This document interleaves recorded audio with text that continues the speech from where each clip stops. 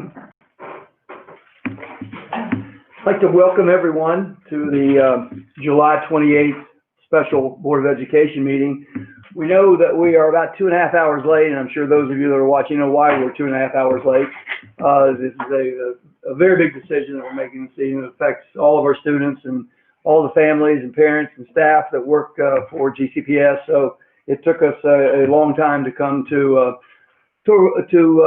answer the questions that all board members had, and for the superintendent to explain the rationale of some of her decisions that she's about to make this evening.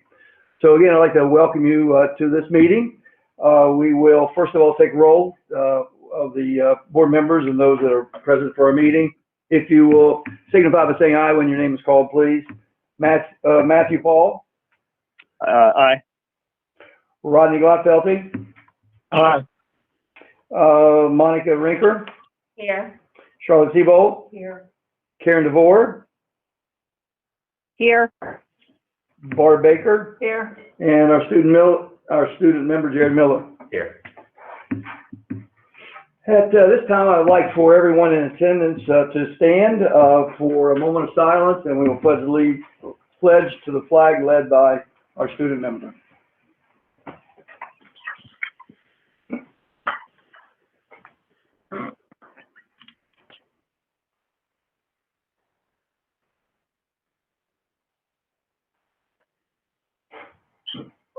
Allegiance to the flag of the United States of America and to the republic for which it stands, nation, God, indivisible, liberty and justice for all. Thank you. Our first piece of business is the approval of the agenda. I think each of us had time to look at it. Is there a motion as such? So moved by Charlotte, seconded by Monica. Yes. Discussion of the agenda. Those in favor of the agenda as presented, signify by saying aye. Aye. Those opposed, nay. And the agenda does pass. The consent agenda. Are there any? Is there anything that needs to be removed from the consent agenda? Hearing none, is there a motion to accept the consent agenda?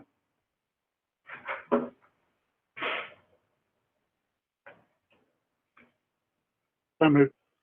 So moved by Rodney. Is there a second to approve the consent agenda? Second. Seconded by Charlotte. That's good. Okay. Matthew, were you the motion? Rodney was the motion. Rodney was. Okay.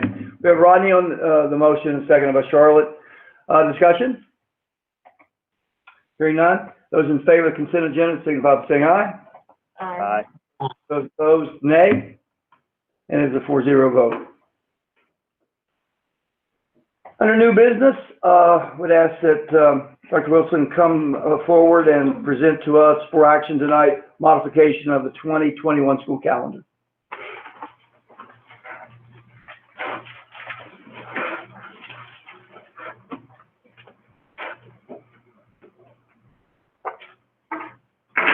Good evening. Good evening. At the July 14th board meeting, the decision was made to postpone the start of school to September the 8th, 2020. As a result of that decision, the calendar committee would like to recommend for the board to consider adding October 9th, 2020 and November 30th, 2020 back into the school calendar for student instruction. The addition of those 2 days back in the 2021 calendar would move the student's last day to June 8th, 2021. Madam Superintendent, do you have a recommendation? Yes, I recommend that we accept the calendar committee's recommendation to add those 2 days back into the school calendar. The recommendation of the superintendent is to add the 2 days mentioned. Those are again, what were the dates again? They were October 9th, Friday, October 9th, and November 30th. Friday, October the 9th, November 30th into our school calendar. Is there a motion as such? This is Matt. I make a motion to approve October 9th and November 30th as days on the school calendar. Motion's been made by Matthew. Is there a second? Second. Seconded by Monica. Open for discussion. Monica? October 9th, that is when normally would be Autumn Glory festivities, and they have been canceled, correct? It's my understanding that some of the activities have been canceled. Yes. Dr. Wilson, did you poll the calendar committee? Yes. Yeah, I in terms did. of their We thoughts? actually had 20 people that served on the calendar committee. Mhm. Of those 20, there were 2 that felt that possibly we should consider not adding back November the 30th because of Monday of traveling for Thanksgiving, but it was unanimous about October the 9th.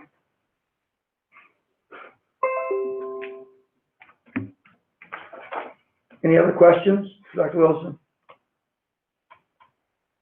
Hearing none, the motion's been, there's been a motion made and seconded that we add to the calendar October 9th and November 30th as school days for the calendar 2021 school year. Those in favor of the motion signify by saying aye. Aye.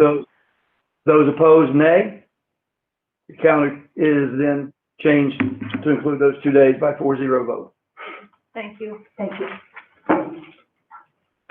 The second part of new business is Swan Meadow Roof Replacement Project bid by Mr. Wozlowski, and this is an action item as well. Good evening. I'm here to request that the board award the Swan Meadow Roof Replacement Project to CNN Metals, CN Metals LLC, in the amount of $25,773. This was part of the RFP, or request for proposal, through the board's operating budget to do the roof replacement. There were 3 bidders, and as I indicated, CNN was the lowest one. Therefore, I'm requesting to award for the project. Superintendent Baker, do you have a recommendation? Yes, I would like to recommend that we accept the bid from CNN Metal to replace the roof at Swan Meadow. I believe Mr. Wozlowski is really involved the community in this project, and we thank CNN Metals for their bid, working with the community, and I recommend that we accept the bid. Okay. Is there a motion to accept the bid from CNN Metals for the sum of $25,773 for roof project at Swan Meadow School? So moved by Monica. Is there a second? Seconded by Charlotte. Discussion?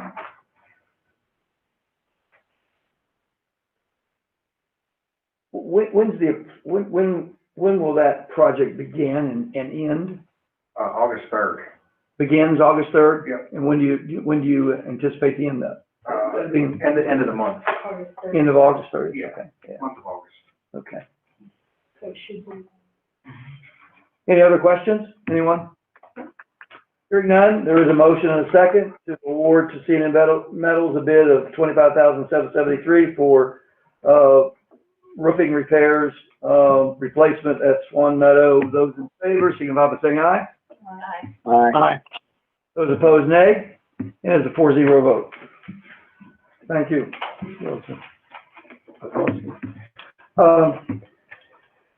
The next item of business is the reopening plan of schools for the 2021 school year, which was presented by the superintendent.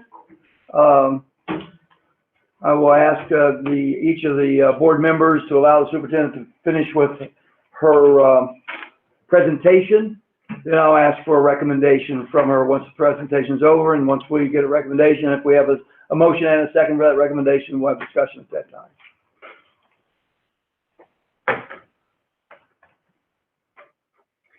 Thank you, President Woods, and I appreciate the patience of the community as well.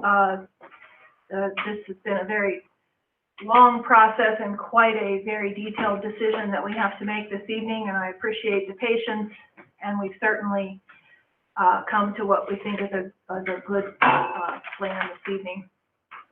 I just want to very briefly explain the entire plan, not explain the entire plan, but briefly explain the plan, that we will be releasing this week, but we have to make any changes this evening based on board member questions or the recommendation is accepted. Yeah. But I do want to show the public that when this document is released, right now it has draft, but as you move down through the plan, you'll see the administration is identified, the superintendent's cabinet, which is referenced throughout the plan, and the lead instructional team. And then you will see the table of contents. And when you go to the table of contents, you can actually click on each part in the table of contents.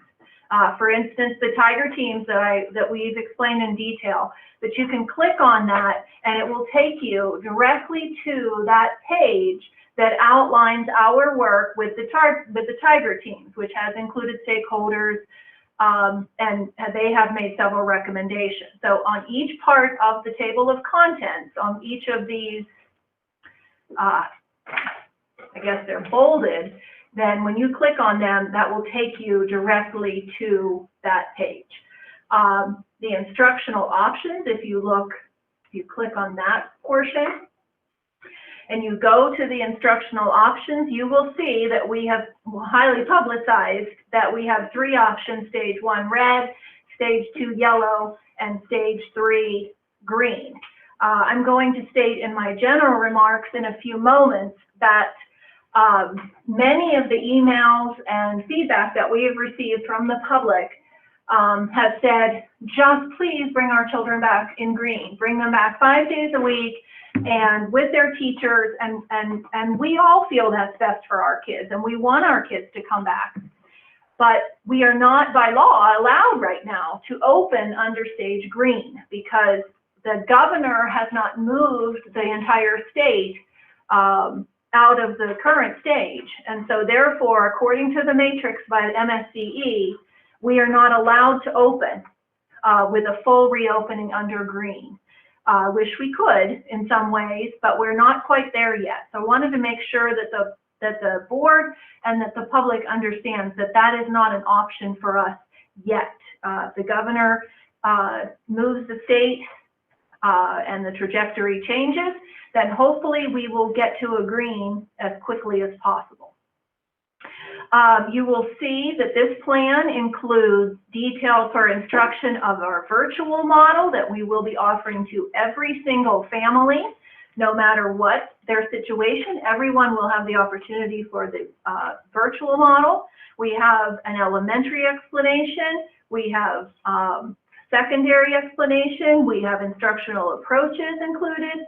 We have digital tools, which includes our Schoology learning platform that we have purchased. And I do want to make sure that any of our teachers that are watching, which I'm sure are a lot, and our public, Schoology will be used throughout the school system as our learning management system. It is not a curriculum, but rather a management system where teachers will load their lessons into Schoology. Students will be able to use devices or use the internet to access the lessons on Schoology. But the expectation is that all teachers will be using Schoology beginning September the 8th. I do want to just briefly explain what synchronous learning is. Synchronous learning is real-time conferencing, video conferencing, including resources for teachers. This plan includes a combination of synchronous and asynchronous learning. The plan outlines all of the support resources, the access to technology.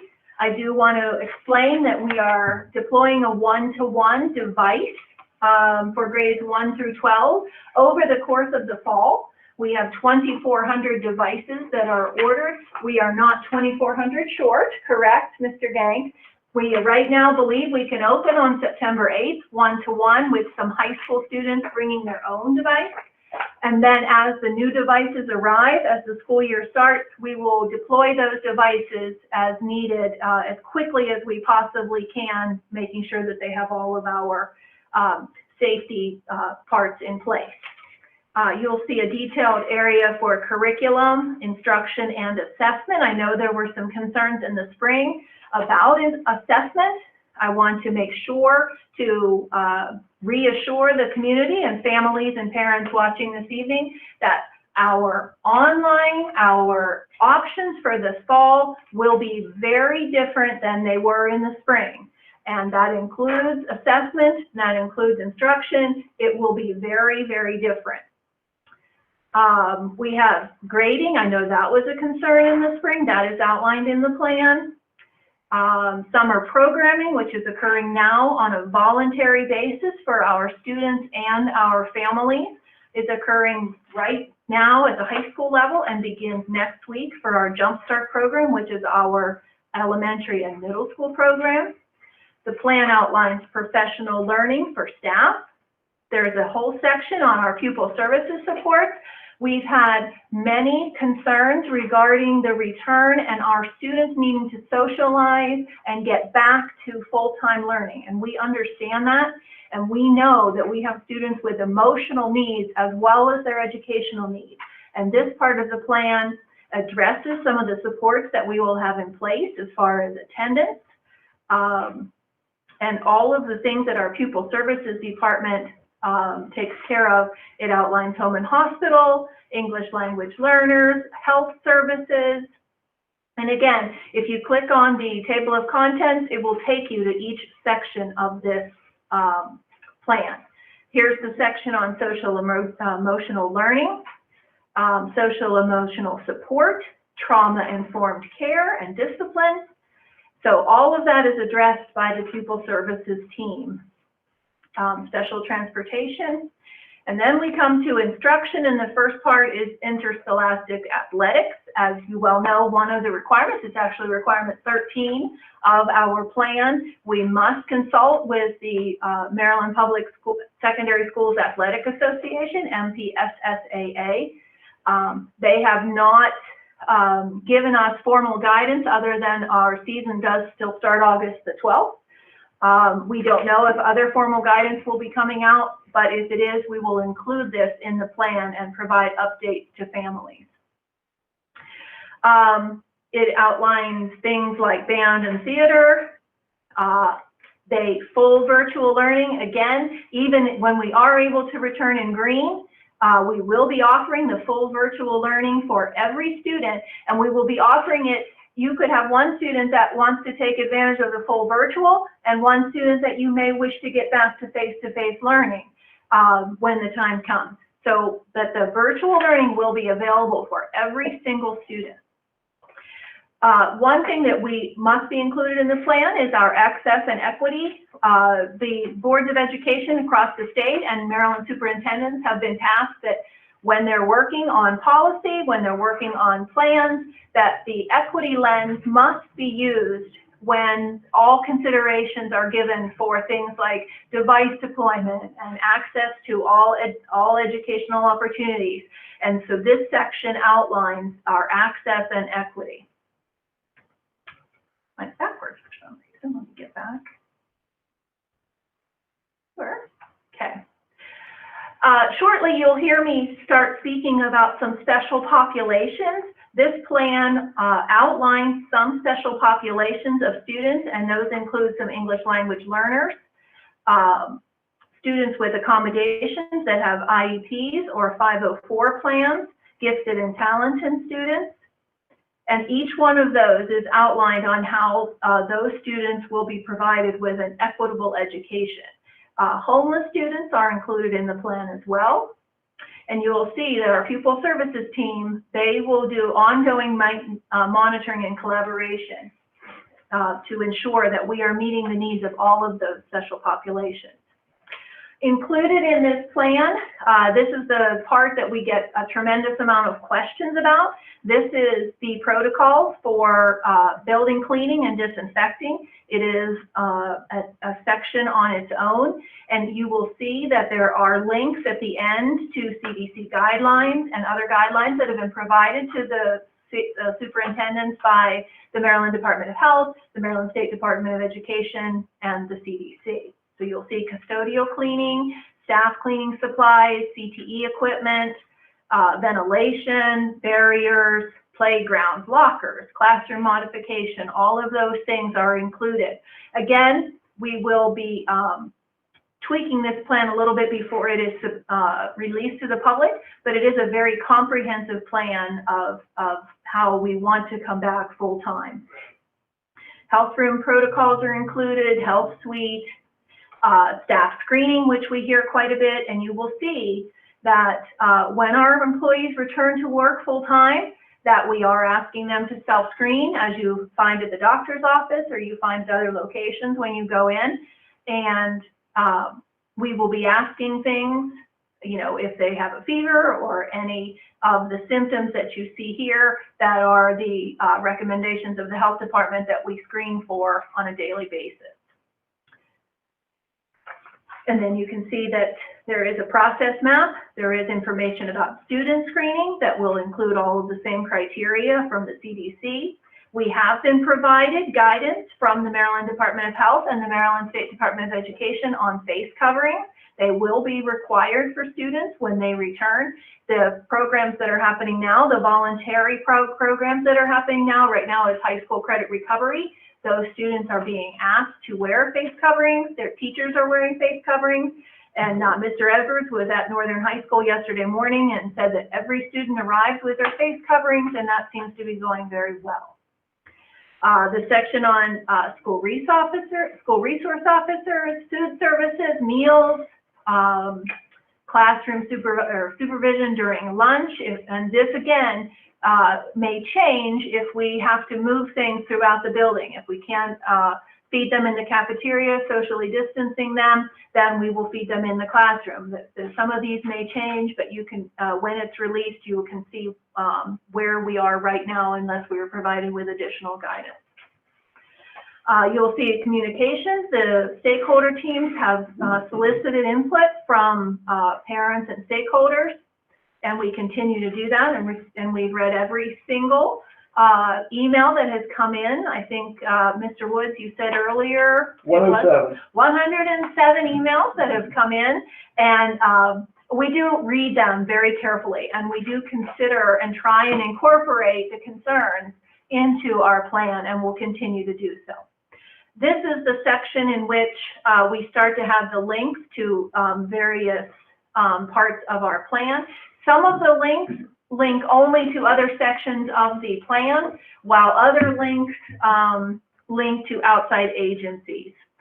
So if you hit a link and it only goes to a different area of the plan, that right now is by intention, that you'll see any of the CDC guidelines or the guidelines to Maryland, you know, the recovery plan, those outside documents, this should link directly to those when it is released publicly. Then the final page right now, which is page 46, is the addendum for the superintendent's recommendation. And I know that is what everyone is waiting to get to this evening and waiting to hear from me. So we can take this off now, I think. And I do have some general remarks, and then I would like to make the recommendation, and then we'll move. Before you make the recommendation, I just would like to make a quick comment. Like to, on behalf of the board, we would like to thank everyone who had a part of this incredible document, 46 pages of links and work and research and thoughts, and we want to thank all the parents who were on those committees, the students who were on the committees, the staff that was on the committees, those who helped, those who worked on the committees from our teaching staff, our administrators, and certainly the leaders of each of those committees. And I especially want to thank Mrs. DeVore for a tremendous amount of work that she's put into this, and as well as yourself, Superintendent Baker. But it is a most impressive document. You know, not in all my years of education, I've seen some documents in my lifetime, some of which I could have wiped my feet on, perhaps. But this is Not this one, I know. Not this one. This one is very impressive. There's been a lot of thought trying to cover every possible scenario. So on behalf of the board, thank you for the tremendous amount of work that each of you put into that. We are very appreciative. Thank And you. now at this time, I would ask Superintendent to make her recommendation, and we'll move forward from there. Well, I do appreciate the thank you. It has been, Mrs. DeVore has taken the lead, and she has done a tremendous amount of work. We have 3 of our team leaders here this evening, Dr. Wilson, Mr. Wazowski, and Mr. Gang, who also have put a tremendous amount of work in. Certainly, Mrs. Schweitzer, I don't believe you led a team, but you certainly were an administrator that had a significant amount of input into the plan as well. So thank you so much. It has been quite a lot of work. You can tell we didn't start working on it recently. We've been working on it really since March 13th, but it contains a tremendous amount of information, and we will continue to work on it, you know, as we work through the next 6 weeks, I guess, till September 8th. So I do want to make a couple of general remarks before I make my recommendation. First, I just want to remind everyone that we are not legally allowed to start under a green 5 days a week. Believe me, if we could start under green, that might be my recommendation this evening, because that would mean it was safe to go back and we could get our kids back to our teachers who do a remarkable job and will continue to do a remarkable job no matter what we ask them to do. But we are not legally able to start under green. According to the state guidelines, we had to have a red and yellow component, and we had to have stakeholder input. I know that they're not ideal, but we did get that input and presented what we thought was a good compromise for yellow. I want to remind everyone there will be an online component for any family that wants to start the year online, do the first semester online, virtually. And we also plan, as I said, to provide families for the option for one child to perhaps stay online the entire school year, or come back part-time when we're able to return. So I can't stress enough that that will not look the same as it did in the spring. It will look very different to our students and to our teachers because of Schoology. And this will be a system-wide platform for the delivery of instruction, and the teachers will be providing lessons online, and the schedule will look much more like a regular school day. So now, I have several comments in the recommendation that I think will answer some of the board's questions, and then we'll do the recommendation, and then any questions, Mr. Woods, that the board has. So I want everyone to understand that we have read every email and have read every public comment, and the board has as well, of course. We've heard that parents and families need a choice, and we want to come back in person to address the students who are most at risk. We want to address the gaps in learning and the gaps in socialization. But the question is, how do we do this safely? And how do we keep all of our students and our staff safe? So my recommendation this evening is a modified red model in which we will begin to bring small populations of students for in-person learning for the first 9 weeks, unless the trajectory of the infection rate changes significantly. The hybrid model recommended by the Tiger teams and stakeholder groups did not provide enough choice for families. We are going to make every effort to return to in-person learning as soon as it is safe to do so, and hope that even in a hybrid model that we are permitted to return perhaps even 4 days per week. We know this will help working families get back to work, and we know this will help with daycare issues if they're able to provide a more defined schedule of in-person learning. I mentioned some of the special populations who we would like to bring back in small groups. Those include students with IEPs, students with 504 plans. Those might also be students that through our summer program, which currently is completely voluntary for students and staff, all of the folks that are participating in our summer program have volunteered to come in. And we might be able to find students there that we feel have not benefited from the online option in the spring, and that we might be able to ask to come back in person more quickly than our other students. We don't know that yet, but we're hoping to get feedback from our summer program. The system, this will allow us at a modified red to do several things. First, it will enable us to continue to invest to help close that digital divide so that we are providing devices and, to the best of our ability, internet connectivity. Districts that have announced red are also trying to find ways to get students back into buildings, even in small instructional populations. Any students and staff that return will return with full protocols in place and increased testing procedures and safety protocols in place, such as the screening that I mentioned that is included in the plan. We do know that right now, there is not a routine testing option available for our staff or our students, and certainly not one that is able to get very quick results back. So we're hoping that this modified red for the first 9 weeks will give time for them to develop a more rapid test or to make that rapid test available so that we can do more screening for our staff and our students when they return. The online option, again, will be offered to all students, and I want to make sure to stress that by the end of the week, we will be mailing letters to all families asking them to enroll or choose the option in which they would like to return. The options at this time include the full virtual model and a modified red virtual model with efforts to move to a yellow or hybrid model as soon as possible. We're going to make every effort, if allowed by the governor and the Maryland State Department of Education decision-making matrix, that we return to in-person instruction 4 days per week as soon as possible. That is if the board accepts my recommendation. The plan for staff is that we would like staff to return to brick and mortar buildings in order to prepare our students for this safe return. Principals need to have contact with their staff in order to identify gaps and the needs of students for their return. Staff will be needed to make personal contact with our most at-risk students, and we want to prepare them as much as possible for a full return, at least 4 days per week, and hopefully 5 days per week as soon as possible.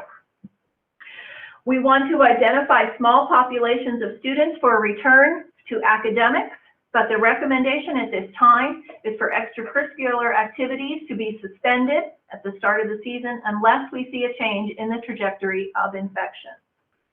That is my recommendation, President Woods, that we return under a modified red in which we would all return online, except for special populations of students that we would like to bring in if possible. Okay, you've heard the superintendent's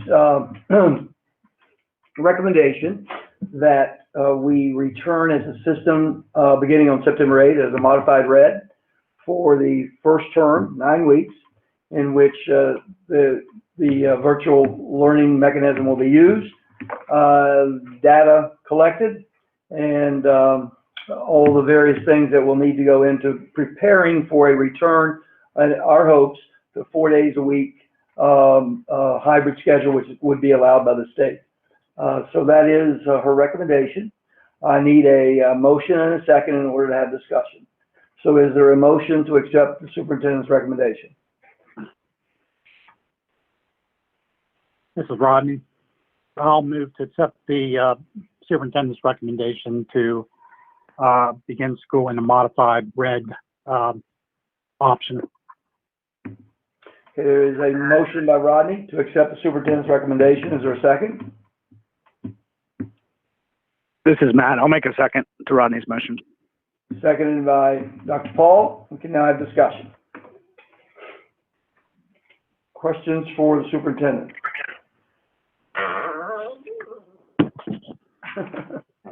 This is Matt. I'm sorry.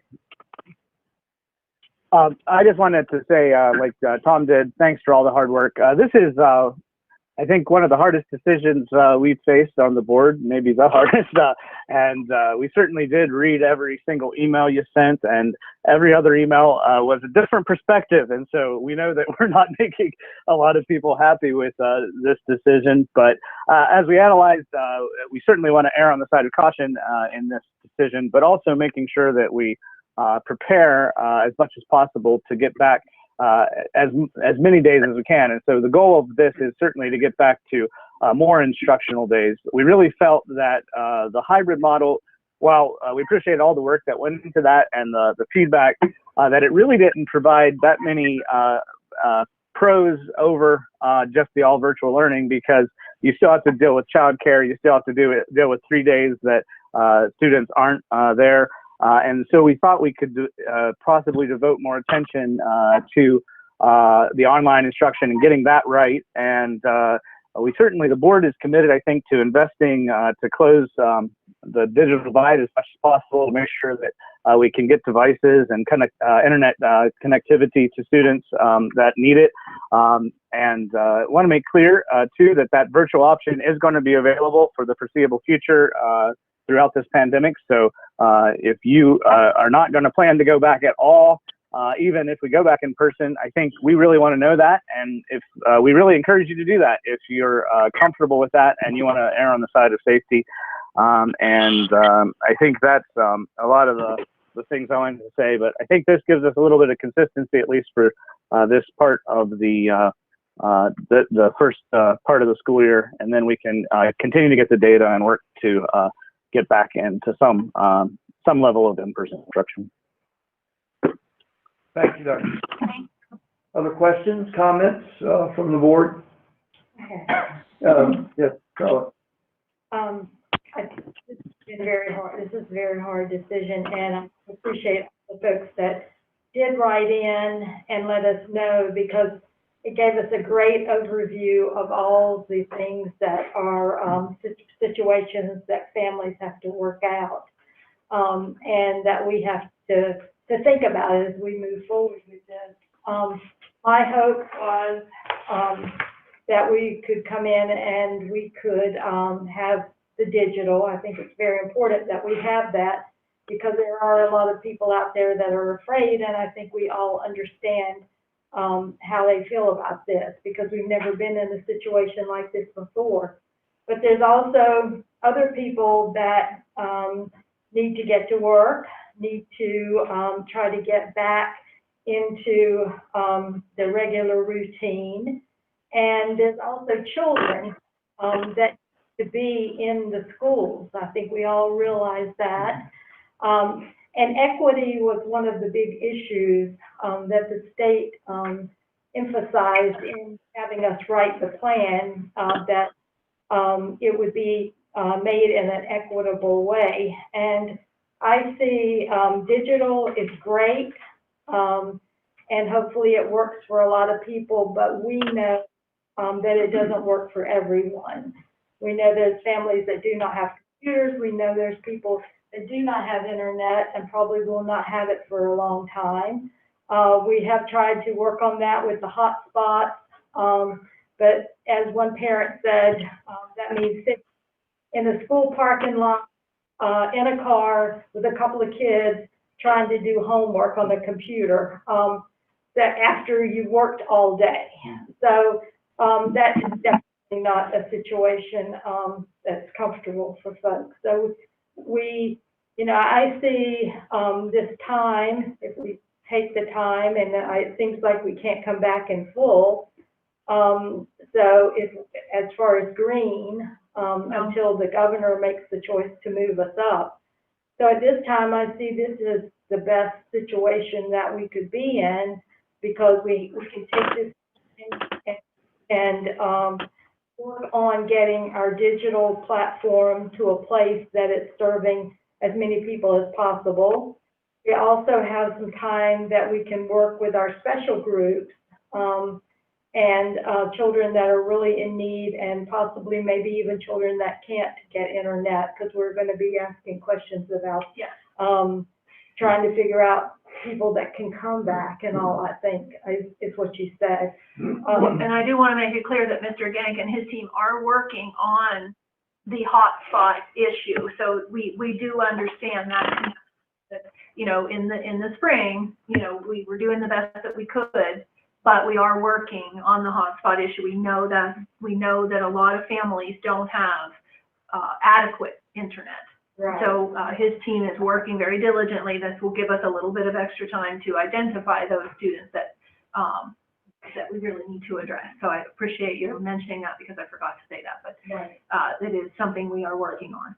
Right. So trying to be, and I think we can get more, the schedule, the 2 days, and then not going in, more kids coming 2 days later, just seemed like trading germs to me. One time to the other, and a lot of decisions that parents had to make about daycare, and which we know is not easy to get. So if we can take this time, this 9 weeks, and work very hard on our digital platform, and also work toward bringing students back at least 4 days, 5 if we can, but, you know, it depends on the governor, what he decides on lifting, is I think probably the very best we can do for folks. And we, you know, we are trying to get our students back. And I think that, hopefully parents will understand and, work with what we're doing now, and we can get back. Thank you, absolutely. Thank you. Other board members? I guess this is Rodney. I guess it's my turn. Okay. I want to echo what everybody else said about the public comment on this issue. The over 100 letters and emails that the board received were really impressed me. It particularly impressed me with the courteous and thoughtful manner that most people expressed their views to the board, and I was very appreciative of that. To me, I think we need a little more time to assess what's going to happen with the spread of the COVID-2 virus in this community. Initially, we had 4 cases. Now we're up to 44. We've had an influx of transient residents and tourists into the area, and it takes a while for actually to see the impact of that. And to me, a start in after 9 weeks with hopefully 4 days a week is makes a lot of sense. We'll be able to look at actually the transmission rates in the county for August and September, and that will help us be confident that when we come back, it'll be safer for our teachers and staff and students to come back. Also, I am really a big proponent of coming up with some type of routine screening or testing procedure or protocol for our most of our staff and some of our students. And I think we need time to explore that type program and perhaps even find some funding to help us with it. Again, I appreciate all the comments that we got from the public. This is a very, very tough decision, and I know everybody's not going to be happy with it, but I think really we're only talking about 9 weeks, and if we can go back safely at the end of 9 weeks, I think that's to everybody's benefit in the community. Thank you. Thank you. Rodney. My turn. I had a couple questions on this. Can I ask now? Sure. Or is that... Well, let's see, page 17 talks about the school bus. It says, let's see. Hold on, let me make sure I can. Okay. Just in stage 2 down this line. I don't have the printed copy in front of me, so I Well, I just can want to read make the sure. sentence. GCPS will limit 1 student per seat. Now, what if they're in the same household, like brother and sister or sister siblings? Could siblings possibly sit together?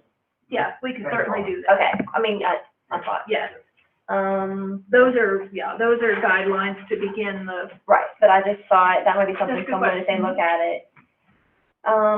Something I liked on here, I mean, I'm just doing a couple, I'm not doing all my questions tonight. Page 22, access to technology. I like now that it will be offered to our elementary students. Even on there, you have pre-K and K will be assigned tablets. So I'm glad to see. Right, we're looking at, from what, we're looking at iPads, for our pre-K and K, correct? And we have a number of them in the school system, if we don't have them in, that we can deploy to pre-K and kindergarten students, and that would be their tablet choice, correct?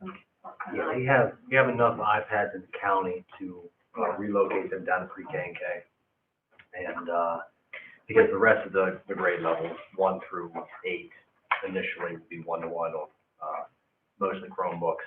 And then you've seen the document, the high schools are going to be a hybrid of bring your own device and utilizing the devices that they already have. Which is another point, that it's going to be very different than it was in the Right. spring, because that was not the case, so absolutely. Well, I know that some parents will be glad to know that that's offered for the younger students. And I laid something on attendance. It, from 24 and continues to page 25. Attendance should not be documented solely based on student completion of work or the amount of time it takes students to complete assignments. A student should be counted present for the day as long as the student engaged in some type of school activity. So I like that if they're doing all online. Right, and that is direct guidance from the Maryland State Department of Education. If they are working asynchronous, synchronous, if they're working on independent study, then that can, all of those days can count towards the 180, so that we won't be losing any instructional time during any of the online options. And then you said about the grades, that was in there somewhere. I like that. There'll be grades for everything. Okay, this is kind of a more question, I guess. On page 36, we're talking about custodial cleaning and things. It says the work shift will be adjusted to double the number of custodial staff on duty during the school day. So would that be like if you have evening employees, they might work during the day with your daytime? Right now, several schools have 3 shifts, or at least 2 shifts. Yeah, we'll bump a second shift to be during the school day. Uh-huh. And we'll supplement those hours probably, another contract, during that other time. Yes. Okay.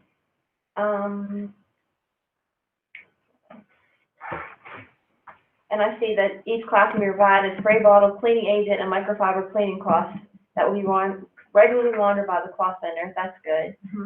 And we've already installed a lot of the hand sanitizing stations. You'll see them here around the board office, and we've already installed them. I don't know if that's complete in all the schools, but complete. We're working on. Okay. Towards complete. We had, this caught my eye, on page 37, protective barriers. Each school front office will be provided with 2 clear desktop shields that will provide a barrier between the school secretaries and office visitors. And then it goes on to say a table will be in the security vestibule or main entry hallway to facilitate transfer of items. So is there any discussion if there would be like a desktop shield or something in the classroom on, if it's a round table, not individual desks where they could be separated?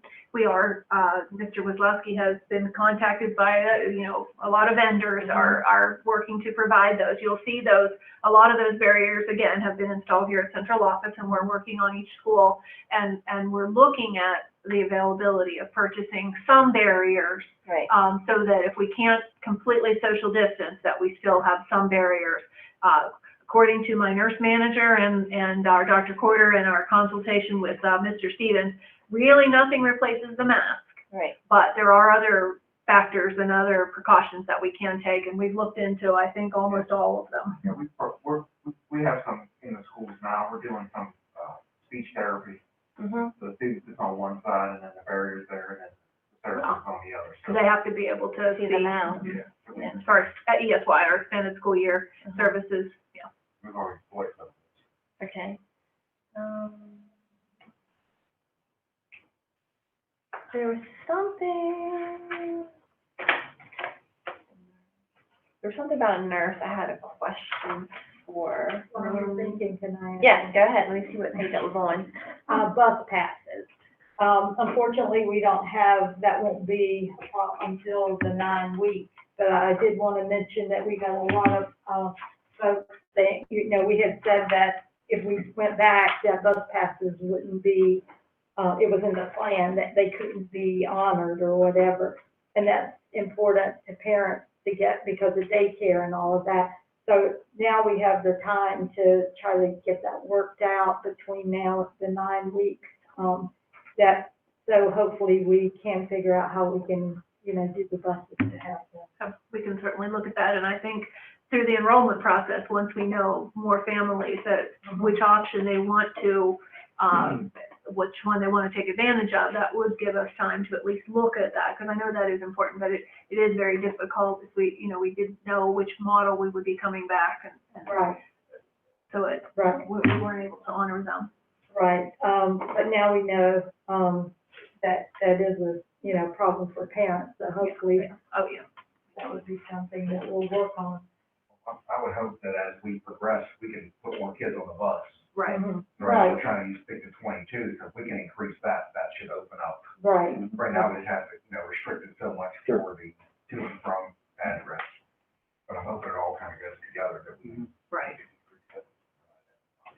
Well, and from the parents, there might be some parents that said, we're gonna just take our children to school, and won't be riding the bus for a while. Right. There's a lot of, Right, until we know all of that, then we'll better be able to find those answers. the health room, it's on page 37. Okay. I guess my main question here is, we're talking about students learning, the online platform, and all that. So I guess my concern is health room. Not all schools really have like a large health room, you know what I mean? Like it's down here. There might be isolation area and health rooms being established, different things. So I guess you're figuring that all out in the schools. Right, you're right, there are a number of schools, Crellin comes to mind immediately, that they don't really have a large health suite. There are other schools. We've asked the principals, and they're working with the principals to identify an area, when we are able to have students back, that there would be a quarantine or separation area that we would be able to keep students if they were displaying symptoms or following all of the recommendations from the Maryland Department of Health. I guess my other question with that, the nurses, not all of our schools have a nurse full-time, so that might be a discussion that we might. We are actually, we are looking at, we've heard from nurses and we've heard from parents and families, that, not in the middle of a pandemic, we've been able to satisfy the requirements for school nurses at some of our smaller schools. But we are looking at providing full-time nursing coverage if possible when students return, at all schools. At least, while we're still under a pandemic. Well, and then it said in here,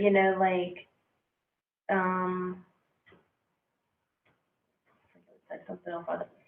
I guess another question too would be maybe elementary school, the large one, might be the possibility we might need to have 2 nurses, because I know that some children might take medicine or different health situations that they need to see a nurse every day. So you might have to have one dedicated, depending on the number of students. One for the ones that would come in every day, and then the one just to address it. Yeah. Yeah, that's entirely possible. Again, I think this gives us time to address that and to see how many students will be coming back. Their parents do want them to come back. So I thank you for that. And then I guess the next part I'll give my opinion like everybody else.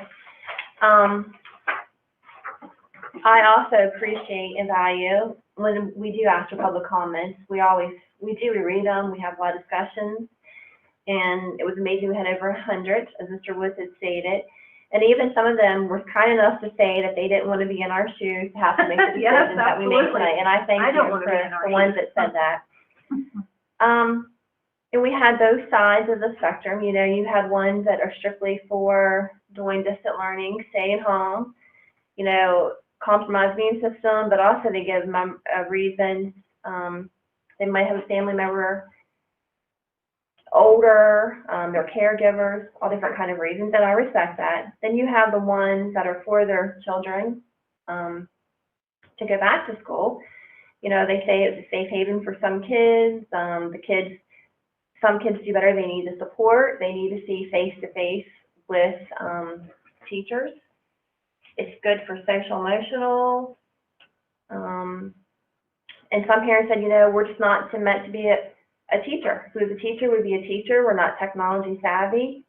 And these people brought about the internet. And one person I talked to said, and I'm not sure what kind of internet it was, that they were spending $250 a month just to get the internet at their house for the 2 children to do. But they wanted it worse, but to spend that much money out of their own pocket. So my point of view I have so much in my mind to say.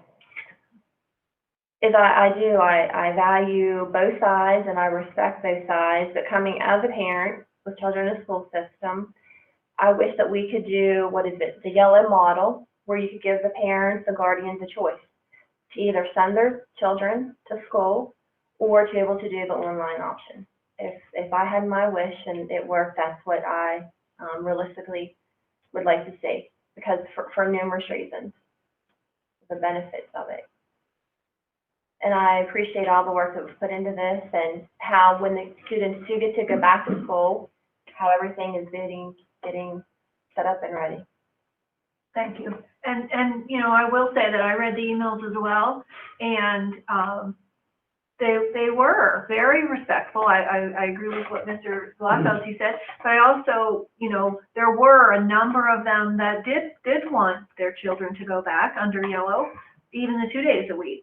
I just, you know, I understand the concerns of all of, you know, everyone that this gives us a little extra time, but I certainly respect everyone that wrote in as well. That there were a number of opinions expressed. That's for sure. You know, So a lot of things that I would not have even thought about. You know, like you said about it's sort of here, which didn't seem very favorable of sending your children, if you chose to, 2 days a week, and the other days you would do it from home. You know, the 4 days actually is more realistic because we're not in the green. But even someone had suggested, well, instead of changing, elementary, it's a little bit different. You have the same teacher all day except for like art, music, library, and gym. But middle school and high school, you switch your teachers. You know, recommendation was, well, instead of maybe having math, English, science, social studies on one day, doing it all 4 days, that you maybe would be with your math teacher half a day or the whole day. And actually, I thought, you know, that's actually a pretty good point because students might actually get a lot more in as well in the long run.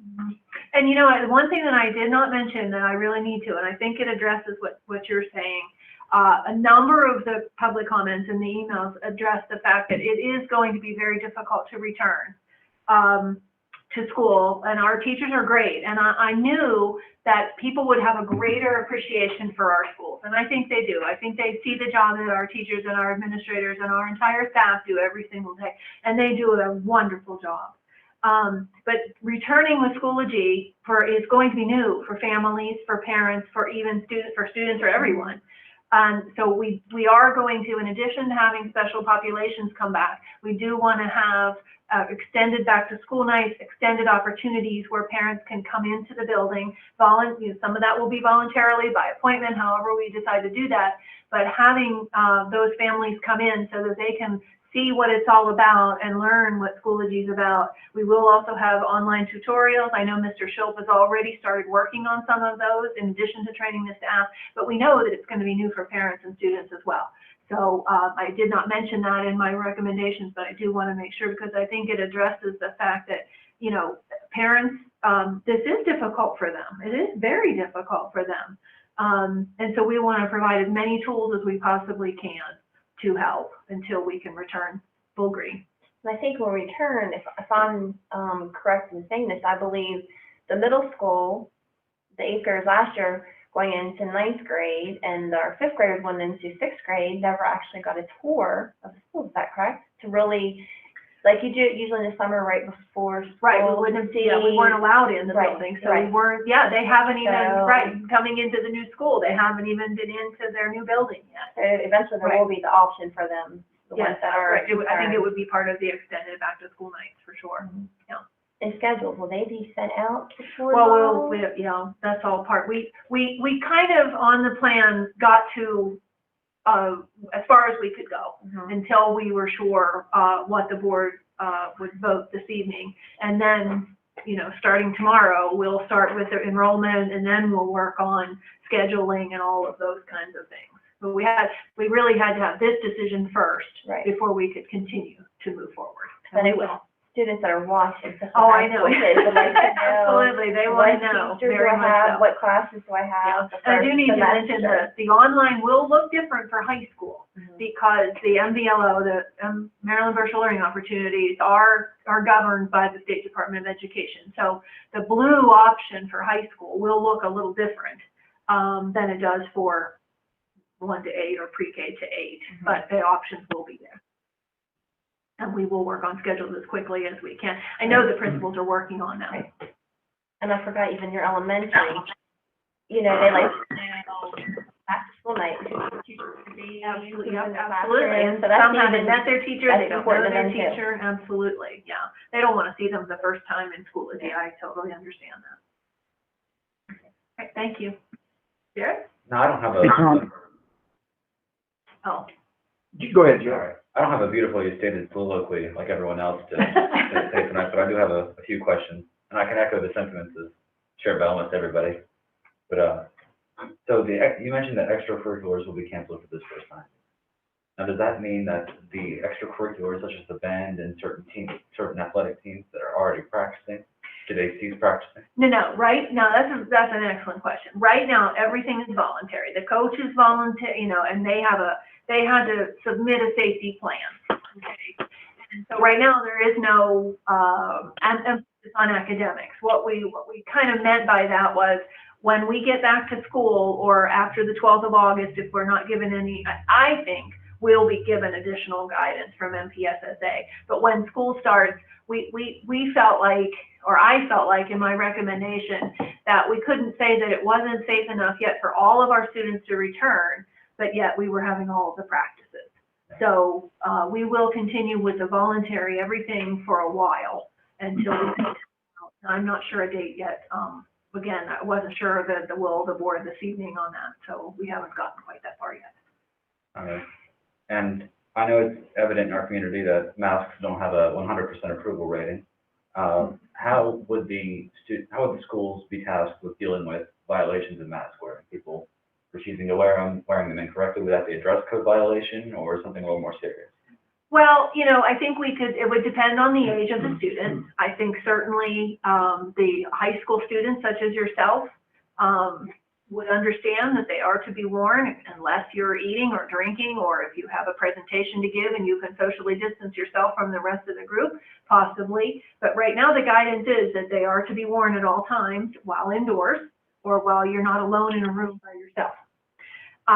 Elementary, as a lifelong elementary teacher, is much different. I mean, you're absolutely right. It's not easy. When the guidance came out, it is a little ambiguous. It says they are required, but also says, you know, in health issue or other something that they're not able to wear them. You know, I would like to ensure as much consistency among all of the elementary, all the middle, and all the high school as we possibly can. I haven't quite gotten, as you know, I really need to meet with the principals to look at what the disciplinary issues will be, because certainly elementary students are going to need time to learn to wear them and to understand the importance of wearing them and wearing them correctly. But I think in addition to hand washing and other safety measures, I think they will learn. Thank you. That is? Is that your only Yeah, question? Okay. Well, thank you, Jared. Rodney or Matthew, did one of you have a question?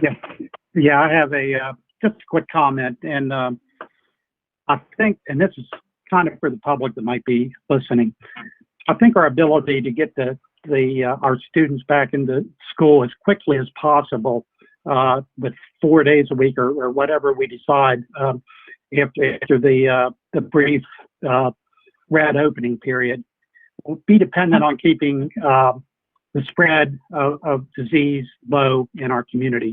So I'd encourage everyone to keep when they go out to keep wearing masks, to wash your hands frequently, to avoid large crowds, and to keep social distancing.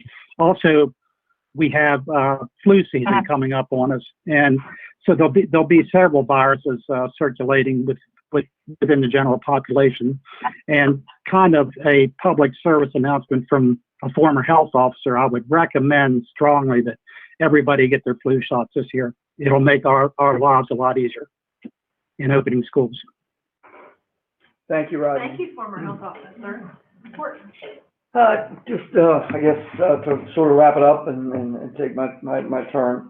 First of all, we would, on behalf of the board, we would be remiss in saying that we want to thank those who have worked since March the 13th, still to today.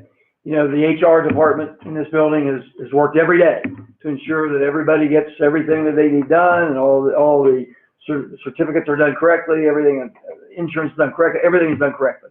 The finance No one department has has worked. missed a paycheck. Remind, teachers that Yeah. are, no The one finance has missed. department has made sure that everybody gets their paycheck every month, and they've worked diligently every day to make those things happen. The IT department has worked diligently every day to ensure that we have all the things in place so that we can come back to school. The maintenance department has been in almost every school in the county doing something to try to make things safer for the schools and fix those things that need done. The school staff, the secretaries have worked every day in the buildings, to ensure that, now I know at Southern High School, that's been very difficult because they can't get in their building. Yep. So, on behalf of the board, we thank all of those departments, and I'm sure there are others that I should be mentioning as well. Pardon me? Yeah. Food service, oh my gosh. I even go visit them every now and then. The food service people have done a tremendous job throughout the county, providing meals for everyone. And we are so thankful to all of you for doing your job, but doing your job under the most difficult of situations, and in situations in which I'm sure each of you had fear when you come to work each day.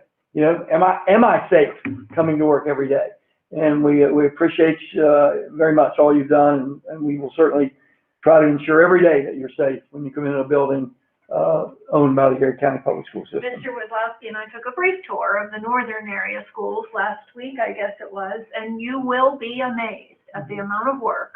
And we had a little extra time, but you will be amazed at the amount of work that our custodians and our maintenance staff have accomplished. And all of the other departments absolutely have every single one has come to work every single day to ensure that our school system continues to run as it has, and develop a plan to continue to do so. So I thank you very much, because that is true. Yeah, and the jobs that each of those departments are going to have, once we do get back into school with our students, every day, ensuring the transportation is safe, ensuring the school is disinfected, ensuring that, all the safeguards have been put in place every day. It will be a very difficult task for many, many, many months to come. This pandemic is not going to go away next week. It'll be a long time before we all of us feel safe in our normal activities. So quickly, we did get 107 responses. I sent a personal reply to all 107 people, thanking them on behalf of the board for their concerns and their ideas and their insights. Out of that, 65% of those were in favor of a virtual reopening. 35% were in favor of some sort of face-to-face reopening. So it was, a fairly substantial number that was very much in favor of the virtual reopening. It's a tough decision for all of us. I said to my wife, Debbie, in my lifetime, I've made some decisions that have been hard for me to make. Sometimes 4th down and 4 yards to go are not easy decisions to make. When everybody's yelling, you better get this right. Sometimes I didn't get it right. But nothing like this.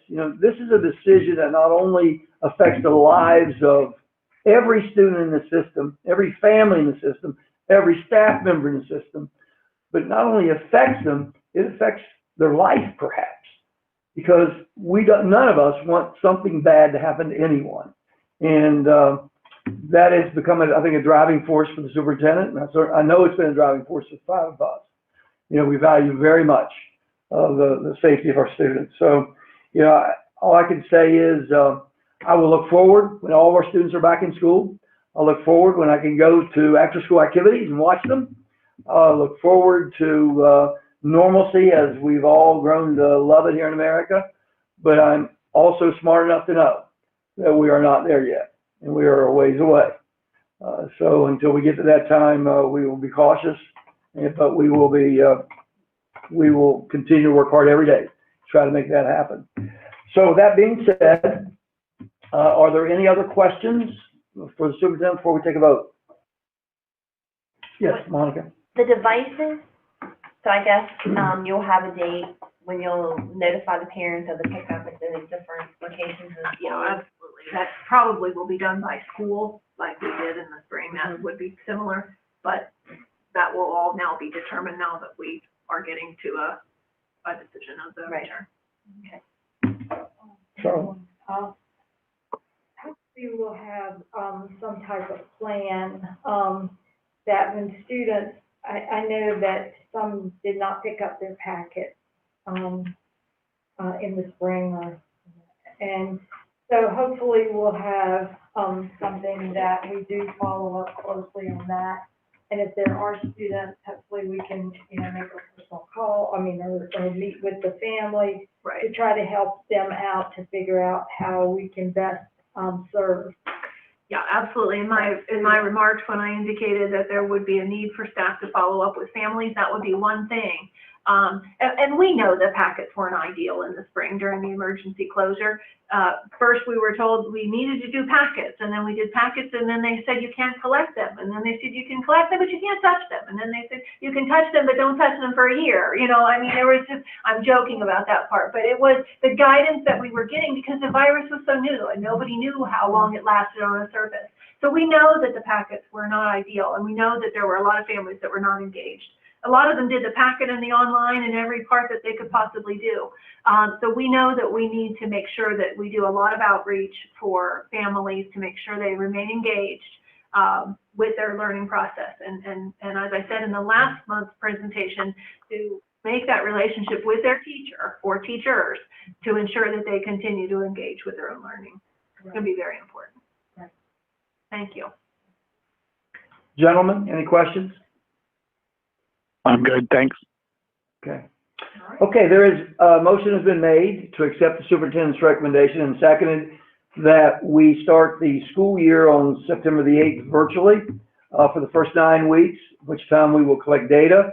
We will refine our system of delivery. We will do all of those things which in our hopes, if things work out well in our county, that we'll be able to return to school in as normal situations as we possibly can.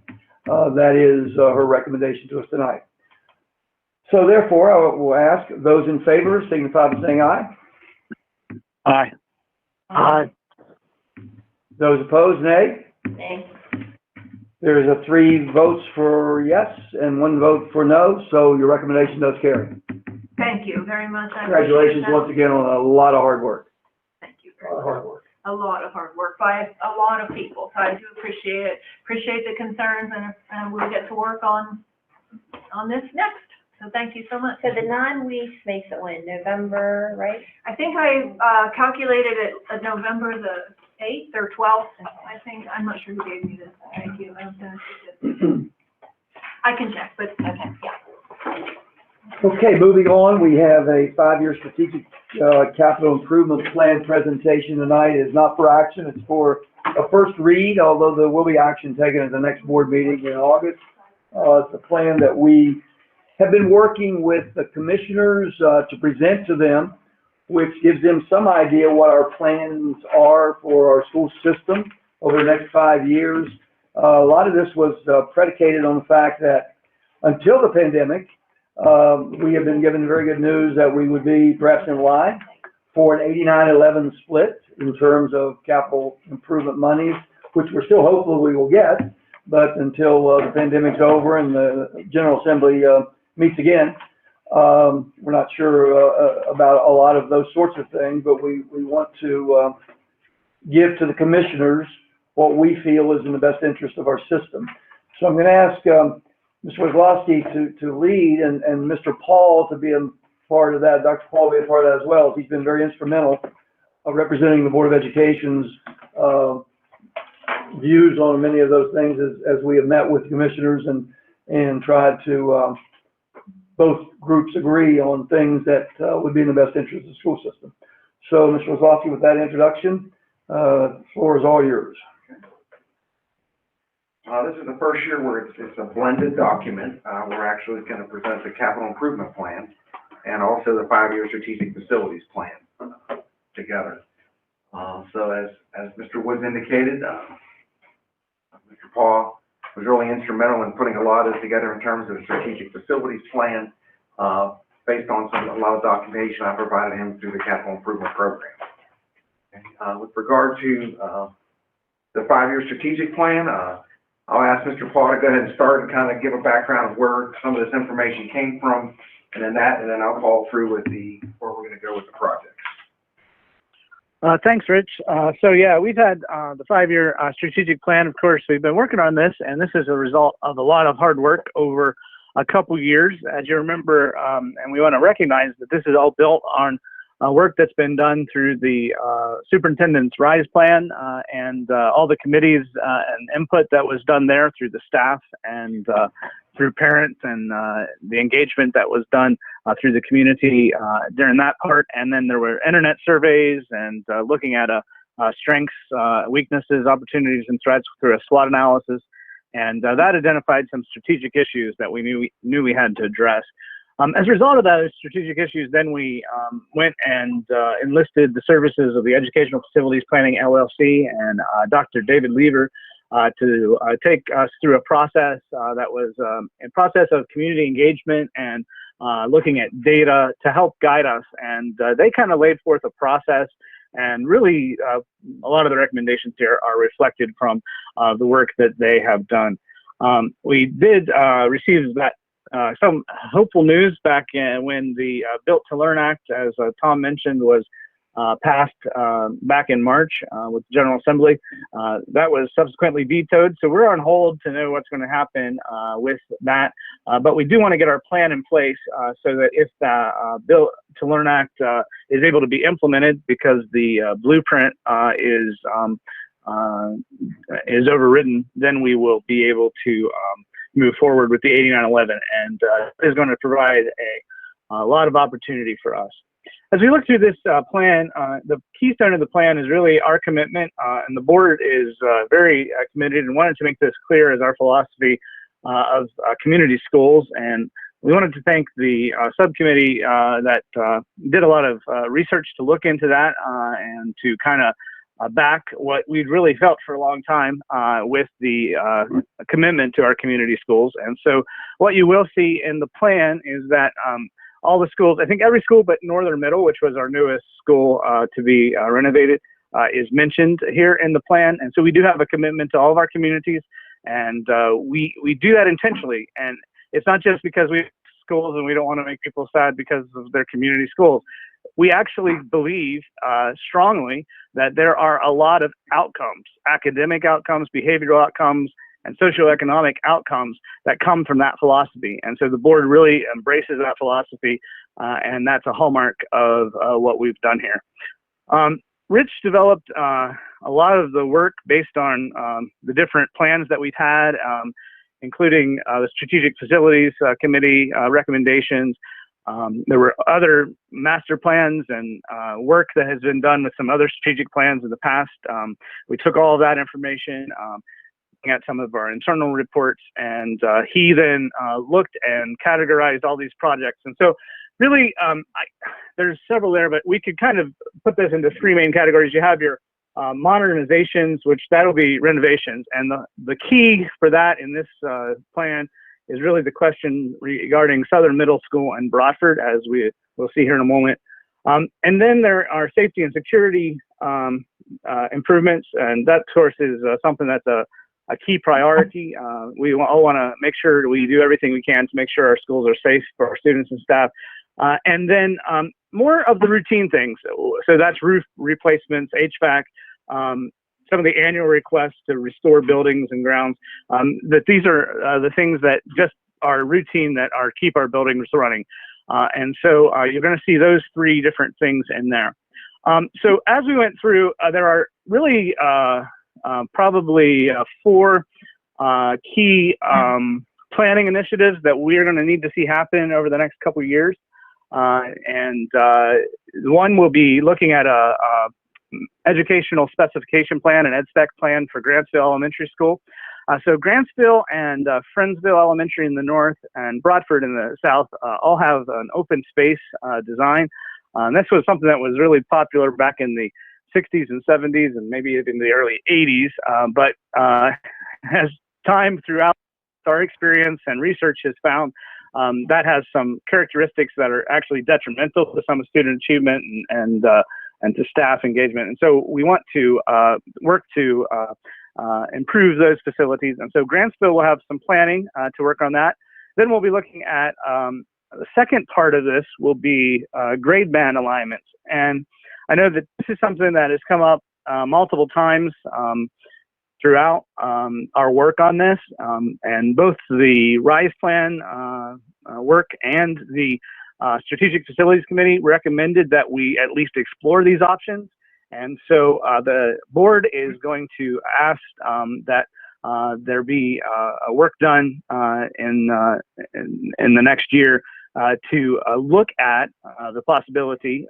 So this is not making a decision, but it's getting the data to help the board make the decision of what grade band models might be best. Some of that work was done preliminarily by the subcommittee on the Strategic Facilities Committee and found that there wasn't a whole lot of difference in the research, but we do want to look at it specifically for our context and then ask some questions about what might look best as far as our grade band configurations, both from operational and, but more importantly, instructional background. That would lead to the big project here that's the largest, and you'll see when Rich goes through the funds and the CIP that the Southern Middle Broadford question is a key one. Both of those schools have several deficiencies that have been pointed out both by our internal studies as well as the Strategic Facilities Committee.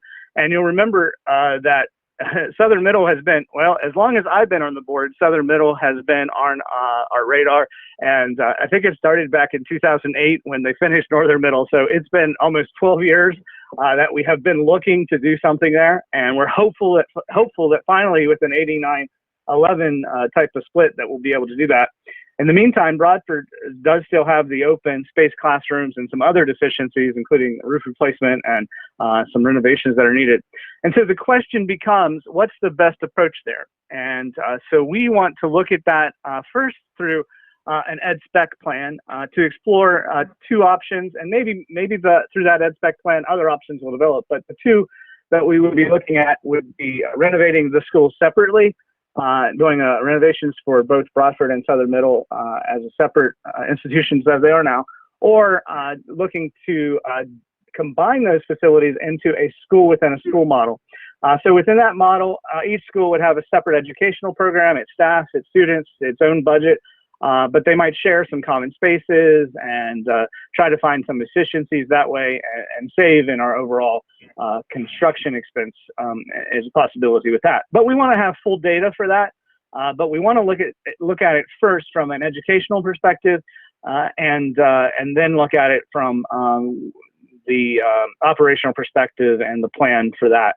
So that'll be a process that engages both our staff and our community as well. And then there'll be a feasibility analysis. And both of these steps would be required for the project. So this is not just us wanting to do more studies.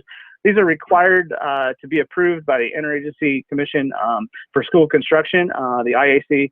And so these would be processes that would be carried out by a third party with engagement with staff and community and so forth to make a plan and look at these options and give us all the data that we would need to get those schools in whatever format we decide set for the next 30 or 40 years, we hope. But that's the plan. And then the two other planning initiatives, the central office would be one area that we might look at, and that would be dependent upon some of the decisions that we make with the Dennett Road in Broadford. But one of the recommendations was to consider relocation. So we would want to look at our options there. Dennett Road, maybe some space in one of the schools, such as Southern High School, Garrett College, or another location. And so we want to throw analysis of that, look at the community impact, and see, but that will wait until after we make a decision on the Southern Middle project so that we know if we might be able to do things in that project to accommodate, for instance, the Head Start or reduce some overcrowding in the other schools to put Head Start in there. And that's something we do want to look at because Head Start, we appreciate them as a partner, and that program seems to work better when it is done through the school in which those students will eventually attend. And so we want to look to do that if possible. And then the last thing is a recommendation that I think is important if we have a community schools philosophy, and that is the committee, the SFC, recommended that the board look at functions that can occupy shared spaces and especially underutilized space, particularly in some of our northern area elementary schools.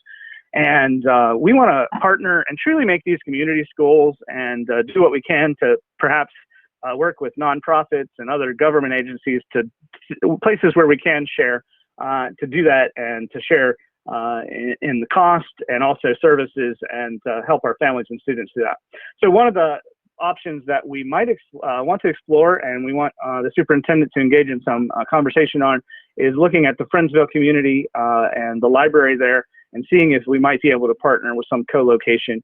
That will help not only with all the sharing and those types of things, but also reducing some of the capacity in the school so that then that helps us when we're looking to do other projects as far as the cost and getting assistance for that. But with all that, that's a lot, but I think that background is really important in understanding some of those key priorities that are going to guide us over the next 5 years. Rich is going to take us through the whole capital improvements recap of where we've been and then what we're looking at here for the next 5 years, kind of a general overview. One last thing I just wanted to say, and then I'll turn it over to him, is also is a section that deals a little bit with Crellin and Swan Meadow. We didn't single those schools out because they're our favorites. We did single them out because they were a large portion of the recommendations from the Strategic Facilities Committee, and particularly around Swan Meadow. We do want to say and show our commitment there. The roof project tonight is one of those. There's also another project looking at some security there. So we do want to do what we can to partner with that community. And with Crellin, certainly their numbers are going to be potentially looking at overcrowding in the next few years based on the current projections. And so we want to do what we can to alleviate that, but our plans there will really depend to a great deal on Broadford. And so as soon as we can make decisions there, we'll be making plans for what we will do moving forward with Crellin. All right, I can take questions, but I'll let Rich go first, and then we'll take all the questions at the end, I think. Okay, thank you, Dr. Paul. As Dr. Paul indicated, I provided a section on just a recap of some of the capital improvement projects, starting with FY20 for the gymnasium and metal shop rooftop units and some costs there. That was a Board of Education funded project. Also the fire alarm replacement at Southern High School, which is wrapping up very shortly. That number will be adjusted to $630,000 through the final paperwork I received today. Guess I'll get that adjusted, but that's where the project landed. That was a state and local CIP IAC initiative to do that. Safety and security vessel, which was funded through the old QZAP program, was complete. That was also done in FY20. Currently for 21, we're doing the front facade at the high school. Anybody has a chance to drive by, you can start to see how and some of the things going on there. Looking very good. Yeah, starting to really take shape there.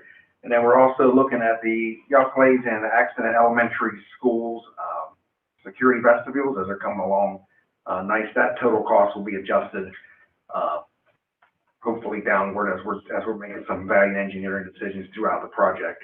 So I'll get you those final numbers as that comes, but those are coming along very well. And then we'll use the aging schools to do the Grantsville Elementary playground. So we started some of the work there with the idea we're going to try to get the equipment in. We're probably looking at an October date.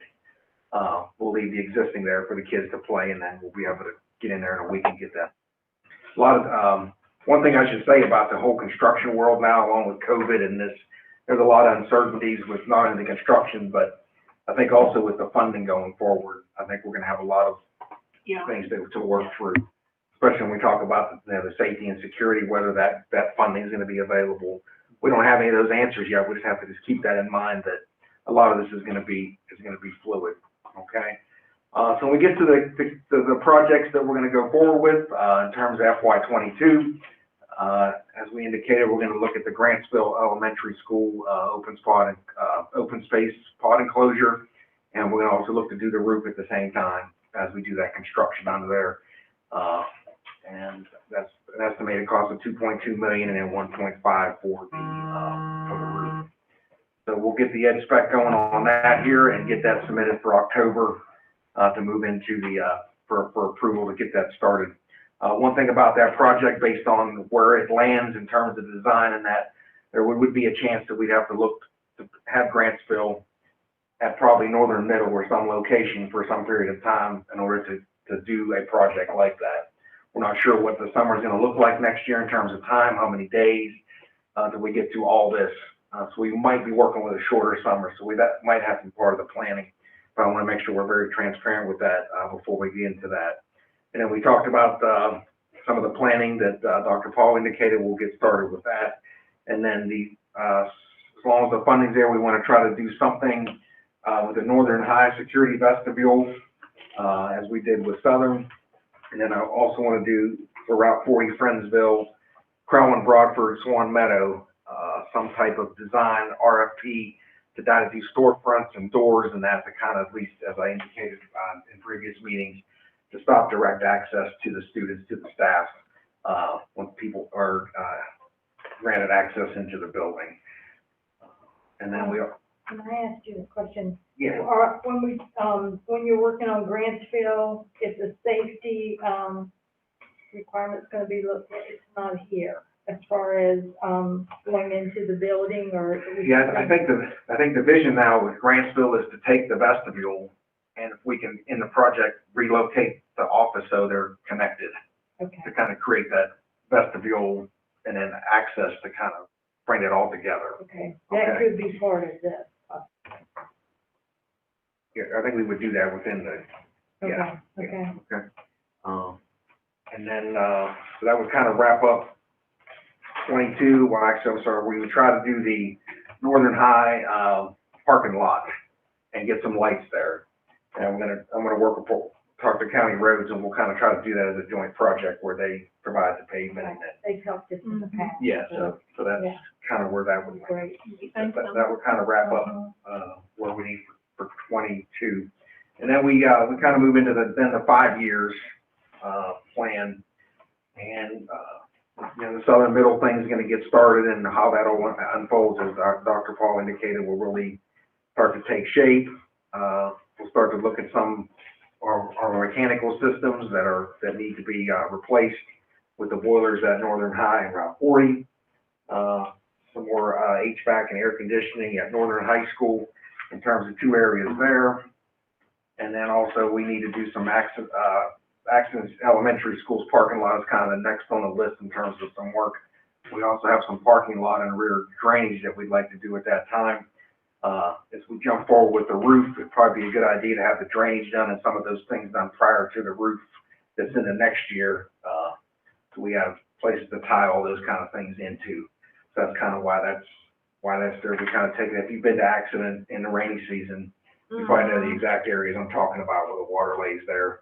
And because everything from the roof goes right there. Right, So, it's done that for many, Yep. many, Yeah. many, my Yeah, children, so- my children were there, right? It needs Are you going to, enlarge the parking? I mean, there's area out there, where the parking area could be larger.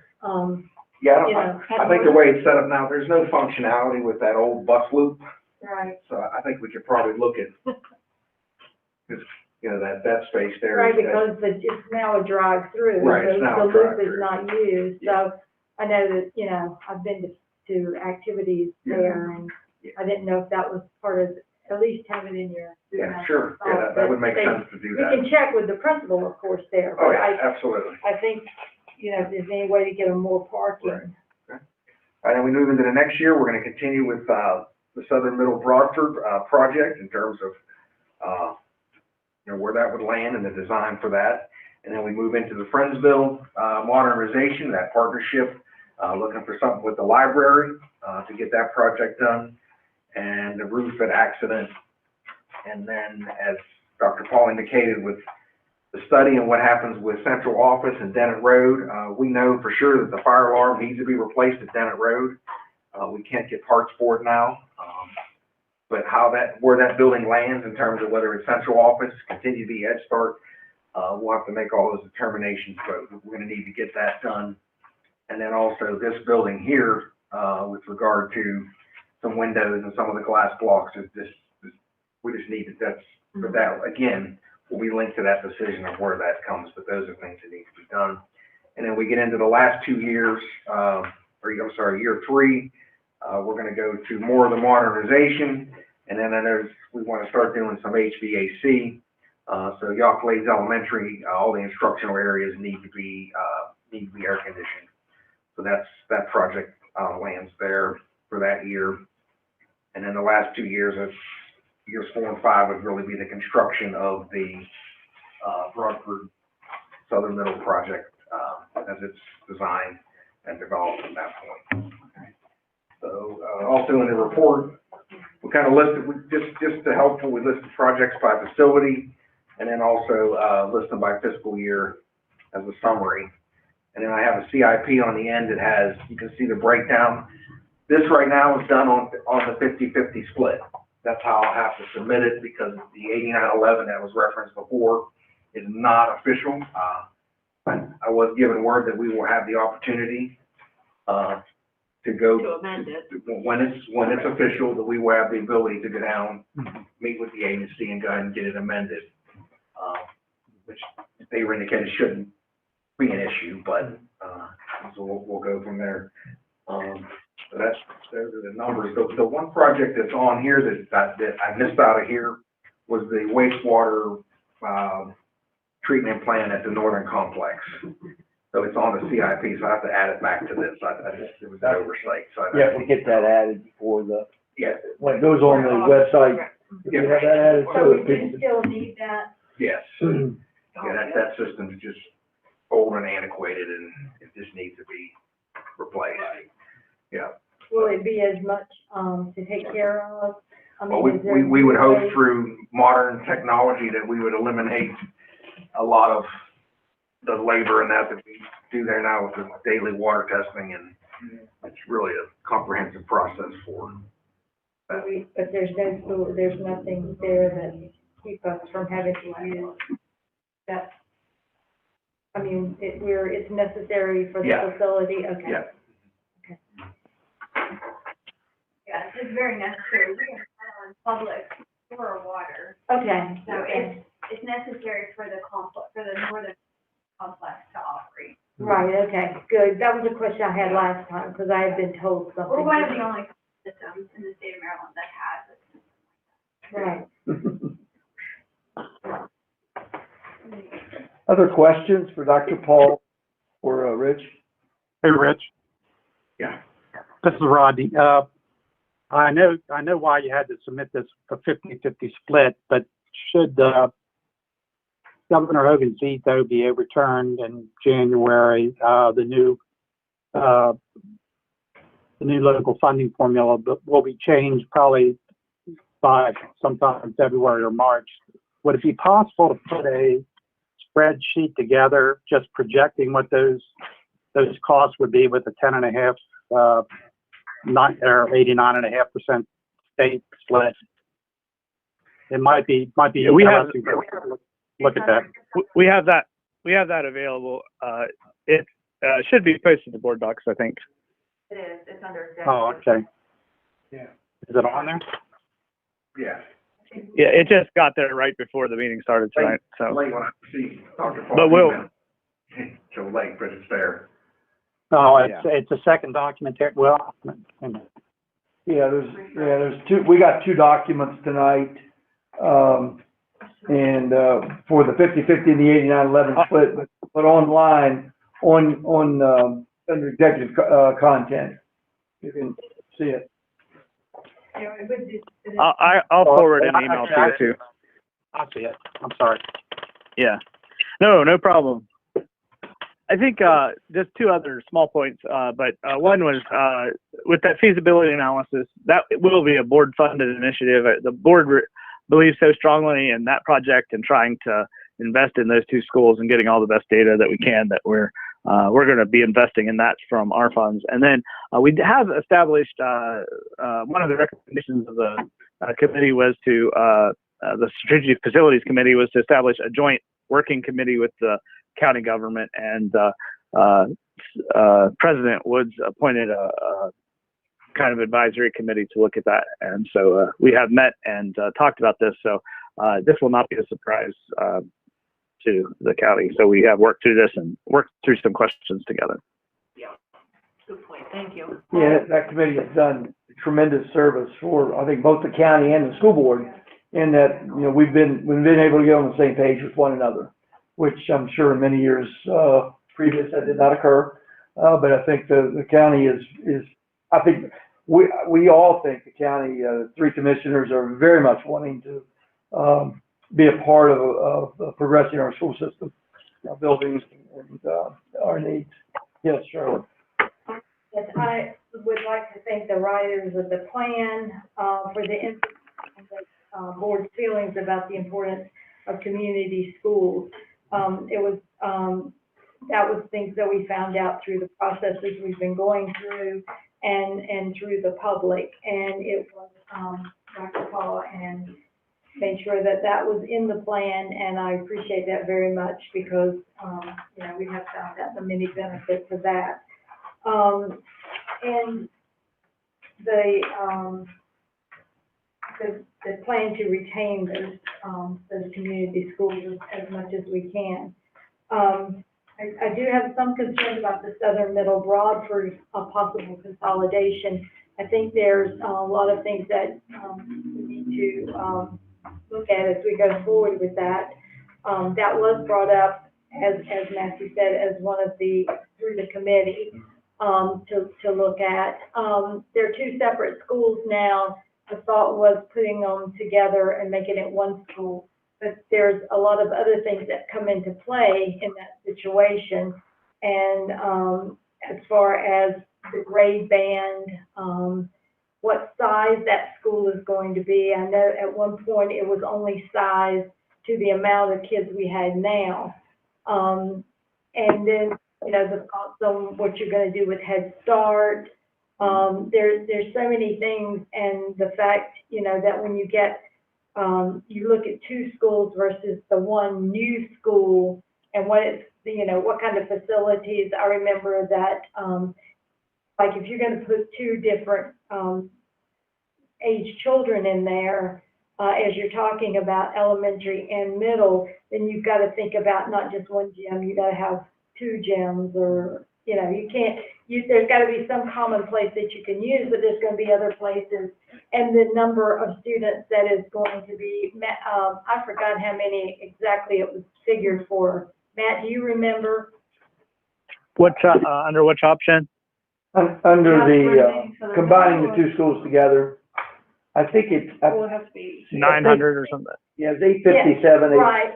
I think 857. Right, and that's something, I mean, you know, we have schools that can be renovated, so I think Large school. you know, yeah, I think it is, looking at the lifetime of how long a new school would last compared to the two older ones, but hopefully a lot of, study will be put into that, and, we can get some definite, amounts of students that would, you know, would be there, and make sure that the public is, comfortable, with that situation, and, you know, the grade band is included in that. So there are, a lot of changes, that would need to be discussed. And I think that's why the state requires a feasibility study. I mean, I think that those points exactly are included in the feasibility study, and why it's required. Because of the, building, if you, because the talk is if we only need one building, then what are we gonna do with the other building, and how is it gonna be used? Because it would, you know, go back to the county. So is it better off as a school or as something else? So those are all things that would be, and you know, most of that was pointed out in the study, but.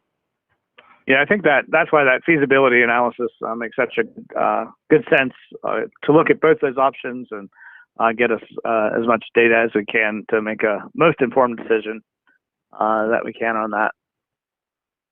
Right. Thank you. Monica.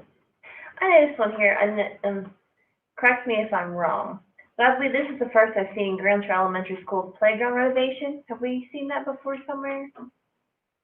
I know it says State Aging Schools Program. Was there other projects you submitted and they pick one? How does that work? I can't remember what this, state aging school, the funding for. It would have been on the capital. I don't remember seeing it before.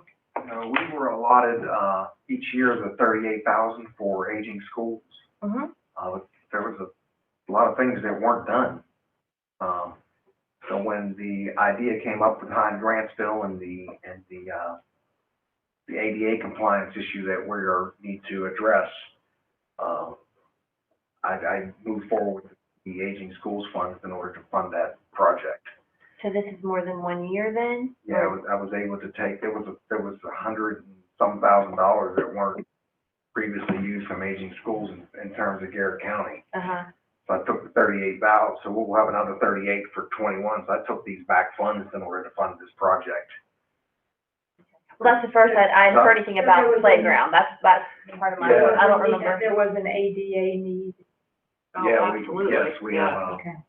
so we need to, and I was shocked how expensive playgrounds are. Oh, they are. And then when you add the ADA compliance and some different things, so this seemed to make sense to all the other funding things going on to capture that and then get back on schedule with as long as we're gonna still get to 38.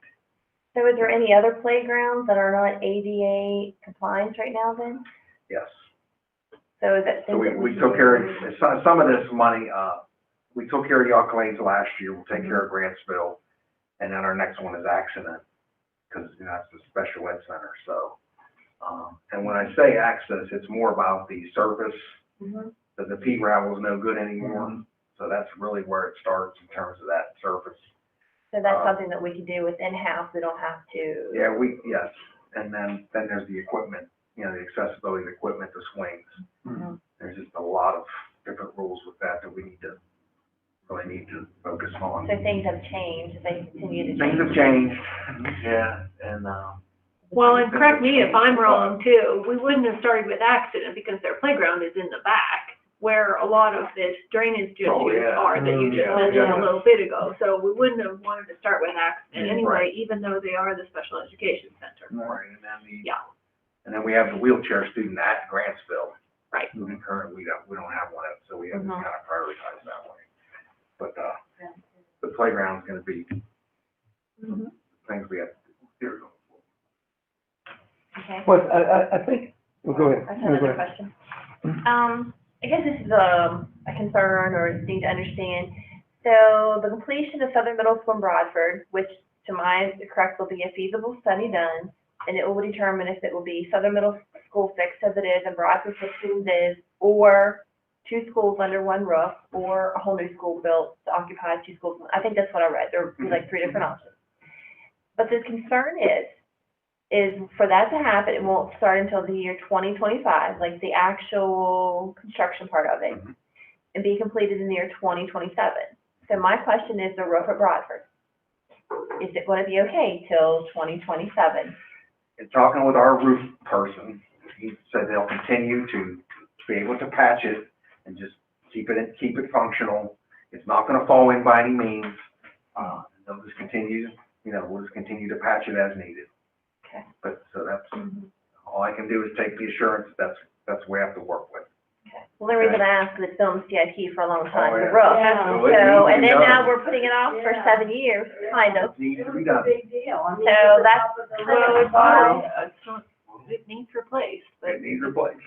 Well, I think that will come pretty clear to us when we do the Yeah. feasibility study Yeah. as to whether or not we can do one school or not. Well, it's not in our best interest to do that, and let's obviously move from there. But I will say that, the documentation that we've been furnished tonight is tremendous. And for those that, back in the days of normalcy, when we used to have people sitting in here representing the schools that had interest in what could happen in their communities, I think they should be very thrilled with this document to see that we, as Charlotte said a few minutes ago, we are making every attempt to make every community school in Garrett County a very highly functioning school. So we're proud of that. We all believe in community schools. Go ahead. A few more questions. Will this be put on the website for public to view, because this will be an action item in 2 Yeah, we weeks, put is on that correct? tomorrow, Yeah. Okay. make a couple of those corrections that we talked about. Yeah. My next question. Once it's estimated cost, like it says, local funding or state and local. Local funding, is that, so people understand, funding is coming from our county commissioners, or is that funding coming out of the operating budget with the school system? If it doesn't, if it's not, you know, like it just says, parking lot, here it says paving, road drainage, Acton Elementary School. Anything estimated. building, grounds, paving, that is all local money. The state doesn't participate. The local part, does that mean from the county government or from the operating budget from the Board of Education? Just so people understand when they're looking at it. Okay, it could be Yeah. either. Okay, Right. just so It they'll, could be they know. either. Like, I would say that the drainage, and behind Accent, possibly we could do, you know, with board funds if we do some of the work ourselves. Right. But, Well, that might be a question when someone looks, mhm. that they might not understand it fully. But I guess if they have a question, they can, submit their question. Yeah. Sure. Sure. Absolutely. And it can be read for public comment Sure. next month. Sure. Okay, Dr. Paul, Rich, thank you so very much. We appreciate the information, and again, that's an action item on our next board meeting in August. Finally, Jared, do you have anything that you wanted to share? I know we don't have it on the agenda, but I want to certainly give you the opportunity. I'll save the report for the official meeting. Sounds like a deal. Thank you. Okay, seeing that there is nothing else, there's been a very productive, but a very stressful night, a very stressful few weeks, dealing with all this. But lastly, I just want to say thank you to the elected board for all the hard work you put in. As board president, I appreciate your comments, your concerns, your suggestions, your, everything that it takes, for the five of us to work together. And I do appreciate very much each of you, the work that you put in. It's very rewarding to know that, we have, five people who have the interests of the school system best at heart. So thank you. With that said, I'll take a motion to adjourn. So moved by Charlotte, a second. Second. Second by Monica. Discussion? Those in favor of adjournment, please signify by saying aye. Aye. Those opposed, nay. And it is a 4-0 vote.